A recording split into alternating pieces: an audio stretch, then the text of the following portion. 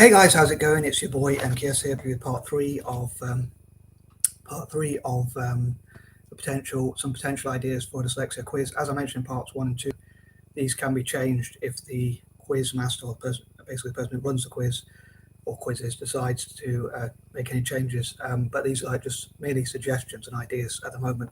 But yeah, hope you enjoy it, and please check out parts 1 and 2. I think I did quite well in parts 1 and 2 in keeping them fairly short and sweet, so I hope I'll do the same for this one. I know some of my videos are like 10 minutes long or even longer, so I try and keep it short and sweet. But anyway, so here goes.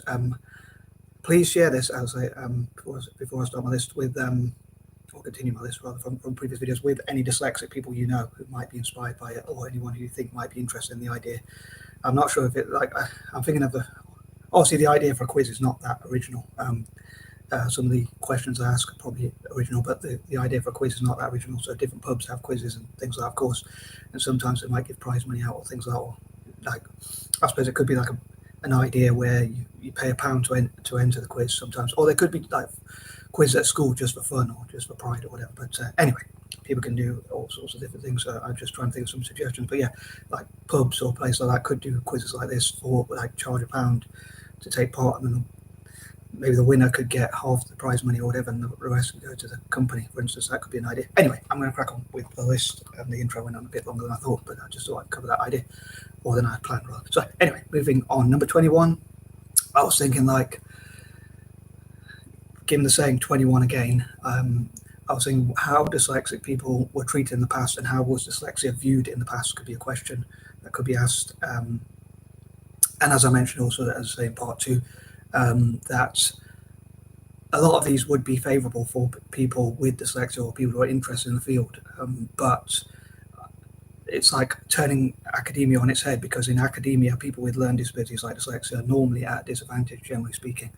They might be good in some subjects, but a lot of subjects we are weaker at. So I think it's quite an interesting sort of take on. It's sort of an ironic sort of justice if these quizzes sort of benefited people with dyslexia and showed that possibly they could also show that people have different strengths maybe as well. But yeah, one question I thought of, or two questions I suppose. One is how dyslexic people were treated in the past, and the second one is how different countries or different communities or society generally viewed dyslexia, and probably still does in a way, because there's still probably a lot of ignorance around dyslexia. Like, most people just see it as weaknesses and don't think of any strengths, or they just think of dyslexic people as being weak or slow or whatever, weak mentally or whatever. But anyway, moving on, number 22. What could the future hold for dyslexics, and how could it change? And I think this is one where, again, it'd be the most thought out answer would win.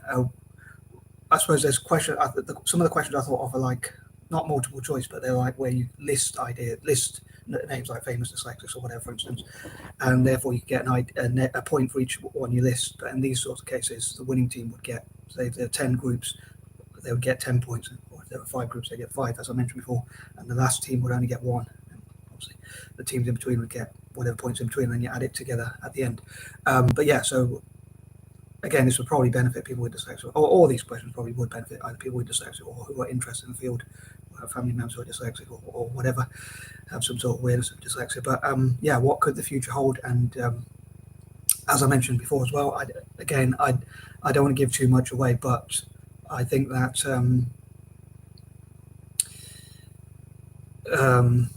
lost my train of thought, sorry.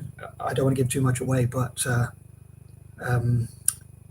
lot of people say that in the future, a lot of the skills and the jobs needed for the future will be favourable for people with dyslexia, actually. So I'm giving a bit of an answer away there. If anyone saw these videos, they'll probably have a few answers to the quiz. But anyway, moving on. Again, I don't want to give too much away in terms of answers, but yeah. So what could the future hold for dyslexics, basically? Number 23. What are some ways to fundraise for dyslexics, like to fundraise to help dyslexics start their own businesses, or to be supported financially in some way? Again, mainly for business, or for areas where they might have to pay for training for careers or things like that, like in STEM or certain opportunities in careers.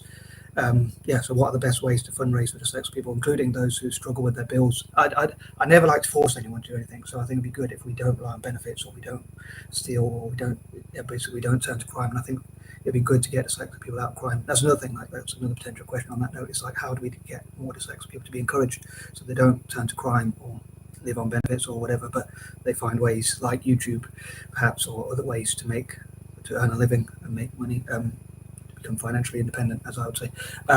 Also, what are the best ways to have sympathy and empathy for dyslexic people, to empathise with them, possibly to listen to them about their experiences and what they struggle with, and what are the best ways to help them they might know, or maybe experiment, see what are the best ways they can learn. So that'd be interesting, I think, to hear about what are the best ways to have sympathy and empathy for dyslexic people, and again, fundraise for dyslexic people, ask for more potential questions. Number 24, how do different countries treat people with dyslexia? I suppose that would require different research into different countries. One of my dreams is to promote awareness of dyslexia in developing countries, basically, to put it simply. Number 25, I'm a Republican myself, so this is a bit of a difficult question for me, but because of my patterns, number 25, I normally use it to try and empower republics, but I think it'd be an interesting question to ask. Can you name any royals with dyslexia? And there are a few around the world, not just in the UK, but around the world. Again, that's a bit of a clue there. But number 26, what are the best ways to help to spread awareness of dyslexia in former colonized countries or developing countries,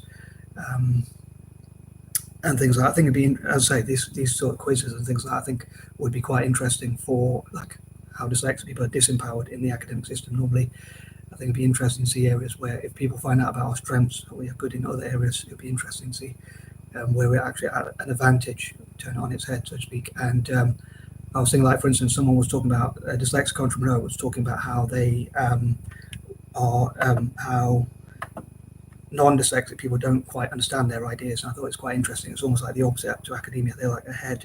They were saying like non-dyslexic people have to go from A to Z by the time they've worked it out. So it's almost like the opposite to academia in business for many dyslexics. Like, they can work out businesses, but when it comes to, so it's sort of the opposite. I hope that made sense. Number 27, what are the best ways to reward teachers and others who help, including businesses perhaps, who help dyslexics, possibly employ dyslexics or invest in dyslexic business people, or invest in dyslexic talents?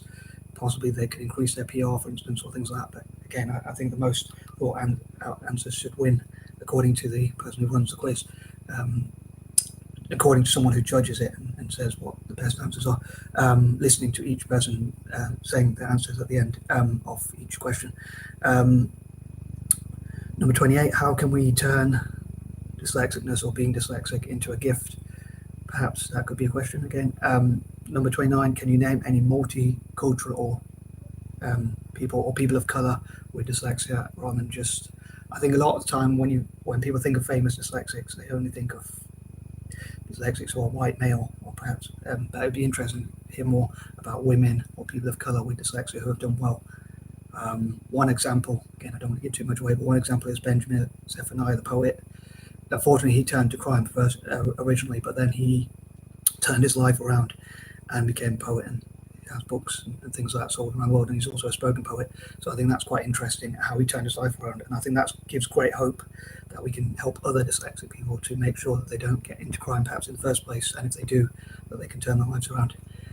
Again, I'd love to hear what you think about each of these ideas or points, and it'd be great, as I said, as I mentioned, like point 27, like if there were teachers who helped dyslexic people, and possibly there could be awards for people who help,